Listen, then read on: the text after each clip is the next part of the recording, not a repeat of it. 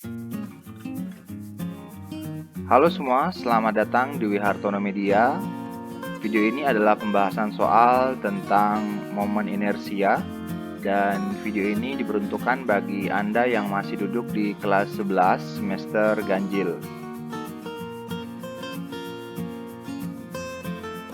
Kemudian bagi kalian yang belum subscribe, jangan lupa untuk subscribe channel ini agar kalian menjadi orang pertama yang mendapatkan notifikasi update video terbaru dari channel ini. Oke, sekarang kita mulai pembahasan ke soal yang pertama. Oke, sekarang kita mulai pembahasan soal yang pertama. Jadi soalnya seperti ini. Perhatikan sistem benda berikut ini. Jika massa penghubung antar massa diabaikan, kemudian tentukan momen inersia sistem terhadap poros sepanjang garis putus-putus X. Oke.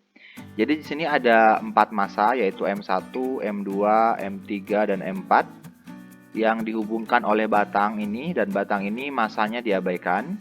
Kemudian sistem massa ini diputar terhadap poros sepanjang garis putus-putus X ini. Oke, jadi dia putarnya seperti itu. Kita melingkari atau mengelilingi garis ini atau sepanjang sumbunya ini. Nah, kemudian pertanyaannya berapa momen inersia sistem massa ini? Nah, kita sudah bahas sebelumnya bahwa momen inersia benda itu ada dua. Ada momen inersia benda titik, ada momen inersia benda tegar atau benda kontinu. Nah, ini adalah contoh yang membahas tentang momen inersia benda titik. Karena massa penghubung antara titik-titik massa yang warna hijau ini diabaikan. Jadi massa yang digunakan cuma massa titik ini saja. Misalkan untuk M1 massa yang di sini saja. Kemudian M2 massa yang ini saja, dan M3 massa yang ini, M4 massa yang ini saja. Seperti itu. Nah, jadi ini kasusnya adalah benda titik. Nah, untuk benda titik, pada video sebelumnya saya sudah bahaskan bahwa momen inersianya adalah 1 kali M kali R kuadrat. M itu adalah massa, sedangkan R itu adalah jarak dari massa sampai ke porosnya. Nah, jadi di sini kita lihat rumusnya bahwa setiap massa itu memiliki yang namanya momen inersia. Nah, karena di soal ini ada 4 massanya, berarti ada M1, M2, M3, dan M4, maka momen inersia juga ada 4. Dan keempat momen inersia itulah yang kita akan gabung. Itu namanya momen inersia total atau momen inersia sistem.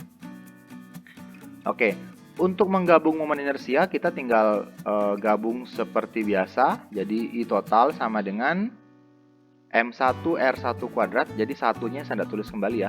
Jadi M1 R1 kuadrat itu adalah momen inersia dari benda M1. Oke, atau I1 kita sebut seperti itu. Ditambah dengan M2 R2 kuadrat, berarti momen inersia dari massa 2. Kemudian ditambah M3 R3 kuadrat, momen inersia dari massa 3, dan juga ditambah dengan M4 kali R4 kuadrat, momen inersia dari massa ke-4. Nah, perlu diketahui bahwa untuk momen inersia dia adalah besaran skalar sehingga tidak memiliki arah. Jadi tidak seperti momen gaya yang pada video sebelumnya yang kita harus perhatikan arah setiap momen gayanya. Sedangkan momen inersia tidak seperti itu. Jadi tinggal dijumlah saja karena tidak memiliki arah. Oke, sekarang kita tinggal substitusi angka-angkanya. M1 itu adalah 2 kg dan R1 itu adalah jarak dari M1 sampai ke poros ini. Jadi jarak terdekatnya yaitu berupa garis lurus. Oke, jadi perhatikan R1 itu adalah jarak dari massa M1 sampai porosnya. Porosnya kan sepanjang garis ini. Nah, kita cari jarak terdekatnya, itu lurus saya langsung. Jadi sepanjang garis putus-putus yang putih ini adalah R1. Oke, perlu diketahui bahwa dari sini, dari titik sini sampai perpotongannya itu adalah 10 cm. Kemudian dari perpotongan ini sampai di massa ini, sampai di porosnya ini adalah 20 cm.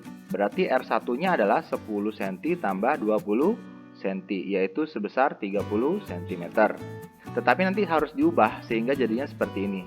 Jadi M1-nya adalah 2, sedangkan R1-nya adalah 30 cm, atau kalau diubah jadi meter menjadi 0,3. Karena sini R1 kuadrat, maka di sini 0,3 kuadrat. Oke, tambah M2 sekarang. M2 itu massanya adalah 4 kg, dan R2-nya adalah jarak dari M2 sampai di poros ini. Jadi jarak terdekatnya yaitu yang ini. Jadi ini adalah nilai R2, yaitu sama panjangnya dengan dari sini sampai sini, atau 20 cm.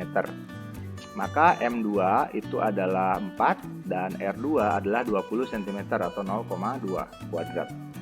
Tambah, begitu juga untuk M3 dan R3. M3-nya 3 kilo, R3-nya adalah jarak dari sini sampai sini. Ini R3-nya. Itu juga sama dengan 20 cm.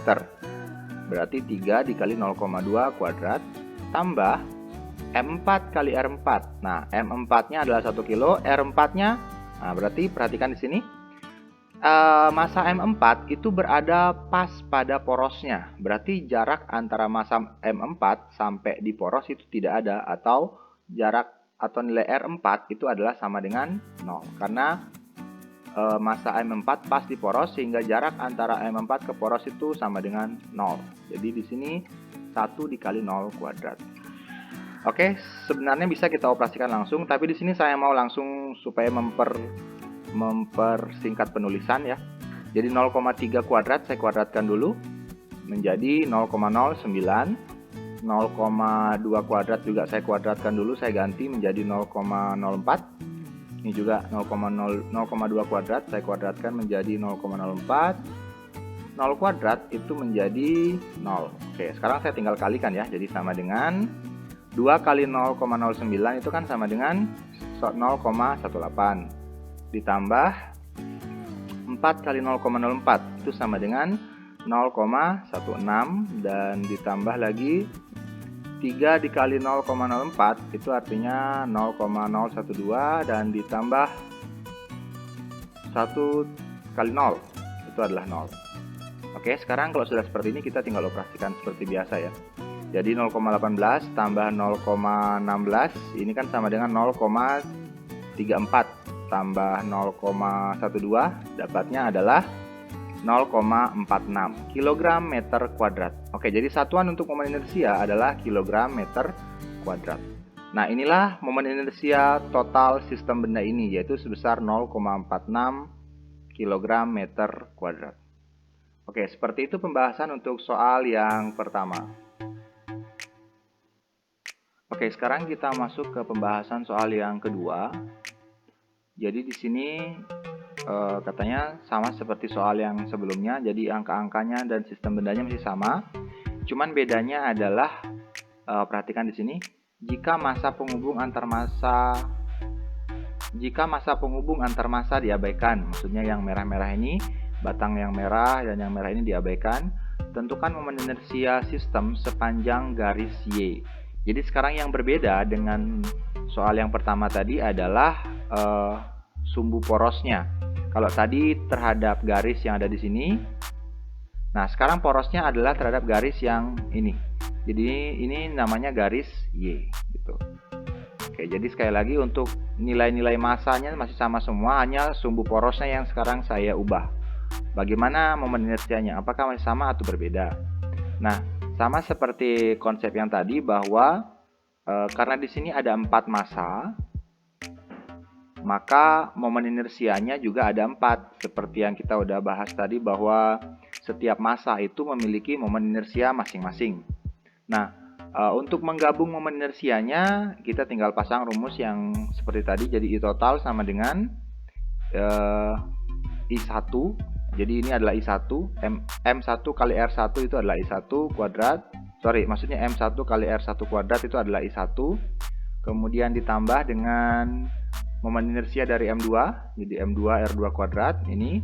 Kemudian ditambah lagi dengan momen inersia dari M3, M3 kali R3 kuadrat, dan momen inersia dari M4, M4 kali R4 kuadrat. Nah, kemudian selanjutnya kita tinggal masukkan angka-angkanya. Di sini M1 adalah 2 kg, sedangkan R1, nah sekarang R1-nya berbeda ya. R1 itu adalah jarak dari M1 sampai di porosnya. Nah, kita tahu porosnya adalah sepanjang sumbu ini. Nah, dari gambar ini terlihat bahwa M1 berada di poros, maka R1-nya sama dengan 0 atau tidak memiliki jarak antara M1 dengan poros. Sehingga M1-nya 2, R1-nya 0 kuadrat. Kemudian ditambah dengan M2 kali R2 kuadrat. M2-nya 4, ini. R2-nya adalah jarak dari M2 sampai di poros. Porosnya adalah garis ini. Maka R2-nya adalah yang ini, sepanjang garis yang putih ini, yaitu 40 cm. Sehingga jadinya seperti ini, M2-nya 4, R2-nya 40 cm atau 0,4 kuadrat. Kemudian ditambah dengan M3. M3 yang ini, maka R3-nya adalah sepanjang garis ini juga, yaitu sebesar 30 cm atau 0,3 meter. Jadi sini M3-nya 3, R3-nya 0,3 meter. Ditambah dengan M4 kali R4. M4-nya juga terlihat di sini bahwa dia ada di poros, sehingga jarak antara M4 sampai poros itu tidak ada, atau nilai R4-nya sama dengan 0. Oke, saya operasikan dulu yang kuadrat-kuadratnya. Jadi 0 kuadrat itu adalah 0. Kemudian 0,4 kuadrat itu adalah 0,16. Kemudian 0,3 kuadrat itu adalah 0,09. Dan 0 kuadrat adalah 0. Sehingga kalau kita operasikan 2 kali 0 itu sama dengan 0. 4 kali 0,16 itu adalah 0,64. Kemudian 3 kali 0,09 itu adalah 0,27 dan 1 kali 0 adalah 0. Oke, ini tinggal kita operasikan ini saja ya. 0,64 tambah 0,27. Itu sama dengan 0,91 kg meter kuadrat. Jadi praktis pembahasannya sama dengan yang soal pertama, cuman saya bedakan porosnya saja. Karena perbedaan letak poros atau sumbu putar itu akan menentukan nilai R1, R2, R3, dan R4-nya, atau nilai R-nya. Oke, seperti itu pembahasan untuk soal yang kedua. Oke, sekarang kita masuk ke pembahasan soal yang terakhir dari video ini, atau soal yang nomor 3. Jadi di sini katanya begini, ada sebuah tongkat homogen yang panjangnya 50 cm.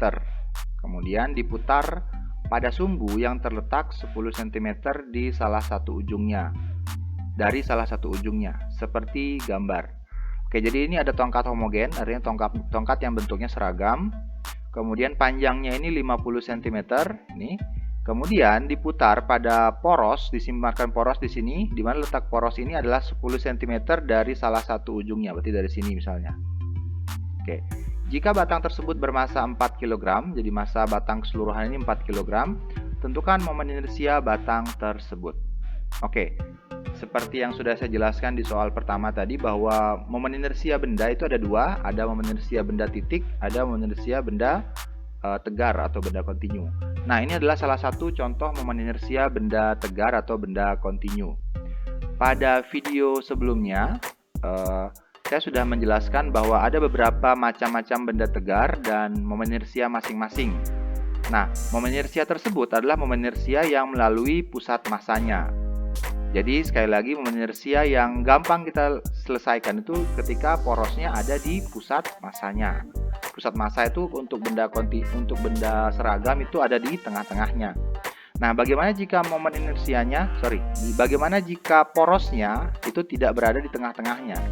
Maka bagaimana menentukan momen inersianya? Nah, perhatikan cara berikut ini. Ini salah satu contohnya. Porosnya ada di sini, panjangnya 50 cm. Jarak dari sini ke sini itu 10 cm, dan sudah pasti ini porosnya tidak berada di pertengahan atau tidak melalui pusat massanya. Nah, caranya adalah kita tinggal buat dulu pusat massanya di mana. Nah, misalnya ini poros yang melalui pusat massanya. Jadi poros ini berada di tengah-tengah. Karena ini 50 cm, maka jarak dari ujung sampai poros yang ini itu adalah 25 cm. Nah, sekarang kita harus tahu berapa jarak antara poros yang diberikan soal dengan pusat massanya. Jadi jarak antara poros yang ini dengan poros yang di pusat massa, atau dengan pusat massa saja sama saja. Kita harus tahu nilai tersebut. Nah, nilai tersebut kalau kita lihat dari sini adalah jadi dari ujung sampai pusat massa ini atau poros yang pusat massa itu kan 25 cm. Dari sini sampai sini itu sudah 10 cm, maka sisanya adalah 15 cm. Berarti jarak antara poros yang ditanyakan dengan poros pusat massanya itu adalah 15 cm. Jadi nilai ini yang harus kalian tahu. Dan ini nanti simbolnya adalah D ya. D itu jarak dari poros yang ditentukan dengan poros pusat massa. Lalu setelah kita dapatkan nilai D ini, kita apakan? Ya, kita gunakan rumus yang seperti ini. Jadi jika poros benda yang berputar tidak pada pusat massanya, rumusnya adalah seperti ini. Misalkan porosnya ada di titik Y ini, jadi inersia terhadap poros Y itu adalah inersia pusat massa.